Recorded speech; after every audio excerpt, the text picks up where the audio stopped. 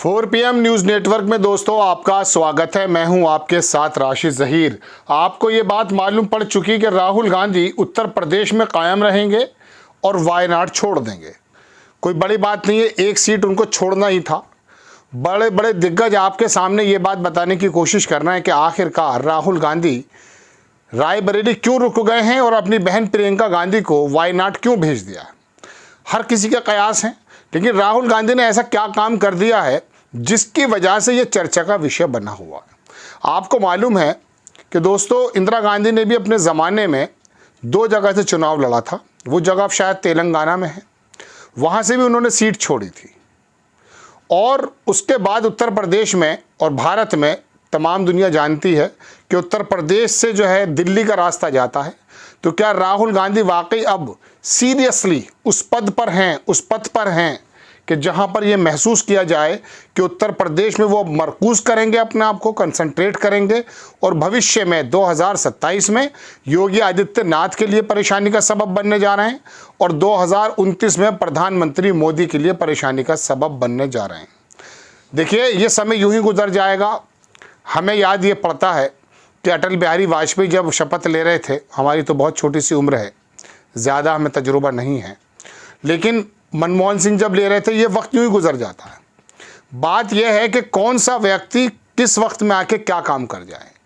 राहुल गांधी ने रायबरेली में रहने का जो एक इरादा किया है, इसके सामने सबसे बड़ी बात तो यह है कि अभी जो CSDS का एक सर्वे आया था जिसमें कहा यह गया था कि प्रधानमंत्री मोदी से ज़्यादा काबिल कबूल हैं, एक्सेप्टेबल हैं राहुल गांधी उत्तर प्रदेश में।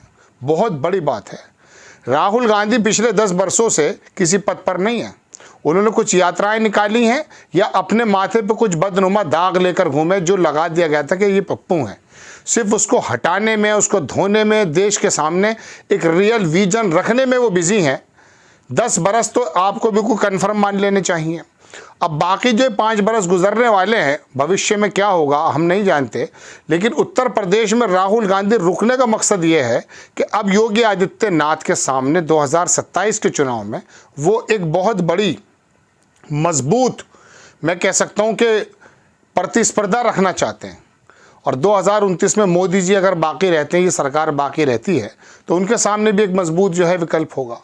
देखिए दोस्तों, बात ऐसी है कि उस ज़माने में 85 सीट हुआ करती थी जब इंदिरा गांधी हारी थी, राजनारायण ने जब हराया था, और 85 की 85 सीटें उस समय कांग्रेस हार गई थी और वो जनता पार्टी के तमाम लोग जीते थे। आज के वक्त में भी एक राजनारायण नाम का व्यक्ति, ना सही लेकिन उसके पद चिन्हों पे चलने वाला अखिलेश यादव मौजूद है।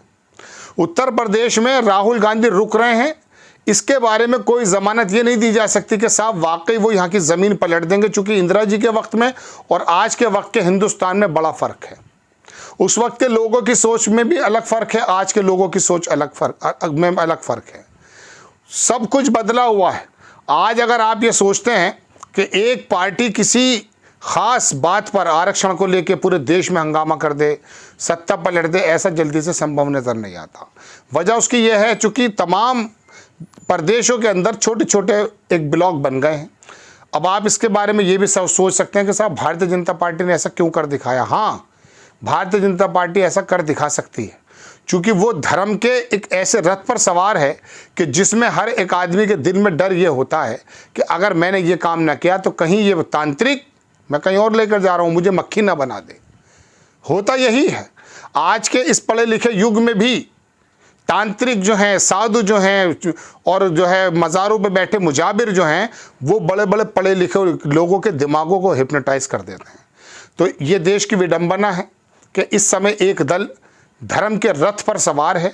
उसके बारे में तो संभव है कि वो कभी बनारस के ऊपर, कभी मथुरा के ऊपर, कभी अयोध्या के ऊपर वाकई बहुत ज़्यादा सीटें जीत ले या फिर पूरी बहुमत भी बना ले, लेकिन अगर मैनिफेस्टो की बात आप करते हैं तो बटे हुए एक ज़माने से बंगाल के अंदर दूसरे लोग राज कर रहे हैं, तमिलनाडु में दूसरे लोग से मराद जो मुख्य पार्टियां देश की हैं केंद्र में वो राज नहीं कर रही हैं, जो स्थानीय दल हैं वो राज कर रहे हैं। मैं अपनी बात पर आ जाता हूं। तो अब यहां पर अखिलेश यादव के साथ मिलकर राहुल गांधी अगर ये सोचते हैं कि मैं यहाँ बहुत बड़ा कारनामा कर दिखाऊंगा तो और मैं बिल्कुल वो बदल दूंगा जैसे पहले कभी बदल दिया था इंदिरा जी के समय में, ऐसा नहीं होगा। होगा यूं कि राहुल गांधी का यह रुकना तो वाकई बहुत ज़बरदस्त काम हुआ है, लेकिन अखिलेश यादव के रथ पर सवार पर होना पड़ेगा। अखिलेश यादव का रथ कौन सा है, मैं कई बार आपको बता चुका हूं कि ये जो मंडल की राजनीति है यही धर्म की राजनीति को फीका कर सकती है।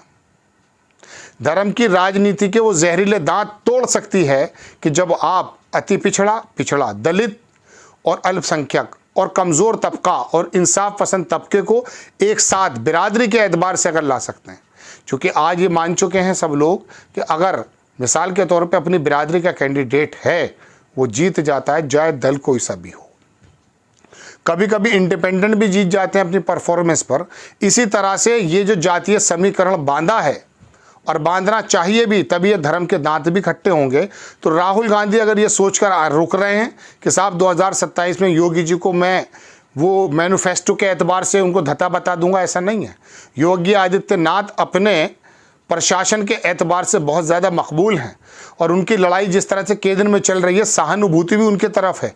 तो यहाँ पर तो सिर्फ यही काम हो सकता है जो अखिलेश यादव ने किया। 37 सीटें जीतना कुछ छोटी बात समझते हैं आप? 80 में से 37 सीटें जीतना भारतीय जनता पार्टी के उस वक्त जब तमाम तंत्र उनके साथ था, सारे तंत्र उनके साथ थे, ऐसा आरोप लगते हैं।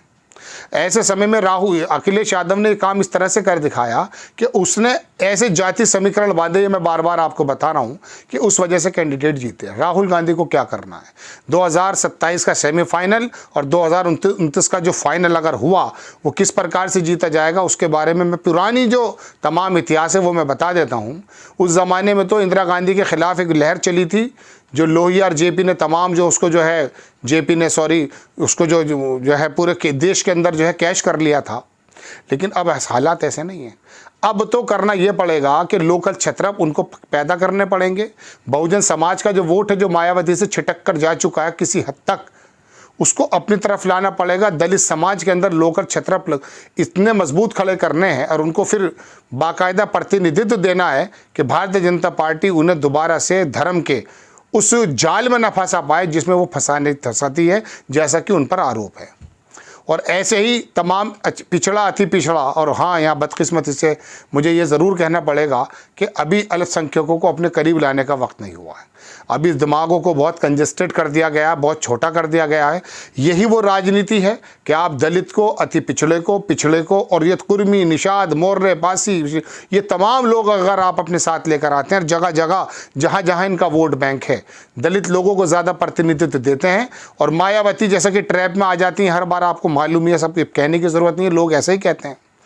उनका ये वोट बैंक आपकी तरफ आएगा तो 2027 में आप योगी जी को थोड़ा सा सेमीफाइनल हरा सकते हैं अगर वो बाकी रहे, और फिर 2029 में मोदी जी की अगर सरकार बाकी रहती है तब जाकर राहुल गांधी का ये फैसला बेहतर होगा। वरना ये कोई बड़ा लंबा मसला नहीं है। बहुत सारे लोग आपको बताएं राहुल गांधी रुक जाएंगे तो ये हो जाएगा, बिल्कुल हो सकता है, लेकिन आपको आना पड़ेगा मंडल के रास्ते से ही। आपको खबर कैसी लगी अपनी राय कमेंट्स बॉक्स में ज़रूर दीजिए। चैनल को सब्सक्राइब कीजिए, शेयर कीजिए। नेक्स्ट टाइम में किसी खबर के साथ हाजिर होता हूँ। जय हिंद।